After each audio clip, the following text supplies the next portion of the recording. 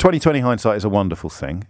We will give credit where it's due. We've tried. It's ended up embarrassing me a bit, bigging up Rishi Sunak on occasion last year, bigging up Matt Hancock on occasions, even last month, and then regretting it afterwards because this desire to give some sort of credit, to draw some sort of positivity from the continuing catastrophe is irresistible for me. I can't help it. Otherwise, what do you turn into?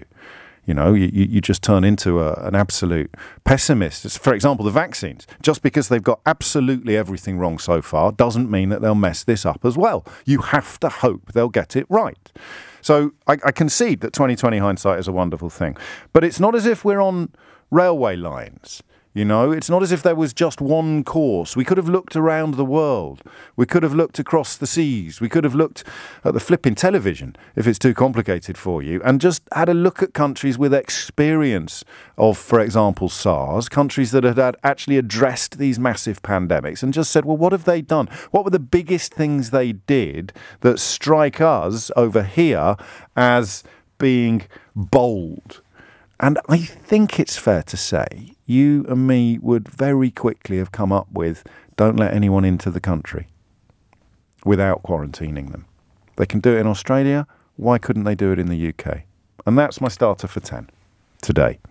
Not necessarily a criticism of anybody or anything, simply a question of why something that possibly deserves to be filed under the bleeding obvious wasn't done by a government that has, you know, more resources and more powers than many of the governments that have managed to do a much better job than we have. So phone lines are open, 0345 606 0973.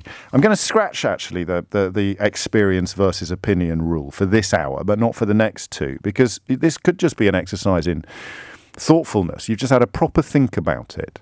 Why do you think almost a year into this a virulent pandemic, which is tearing our country apart, why do you think we're still debating the wisdom of controlling our borders?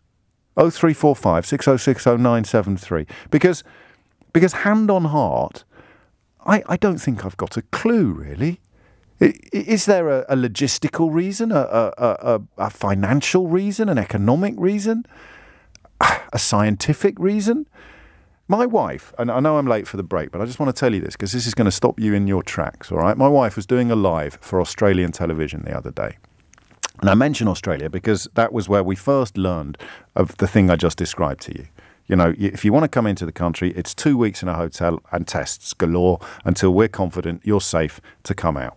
So my wife's doing a live to Australian national television into Melbourne, which is in the state of Victoria, which I think has about 6.5 million residents. And she comes in to do a sort of letter from London after the bulletins have been completed. And leading the bulletins, or certainly very high up the bulletins, was the story that 3 new coronavirus cases had been discovered in the state of Victoria the previous day. 3 new cases in a population of 6.5 million. And with complete honesty, because it's on our WhatsApp group, my wife replied by saying, we've had more than that on our street in the last 24 hours. We live in a cul-de-sac. It's not even a very big street. So I know it might be crass or simplistic, but that has to be a reflection on border control. Why do you think we still haven't done it? Why do you think we didn't do it then and we seem unlikely to do it now? It's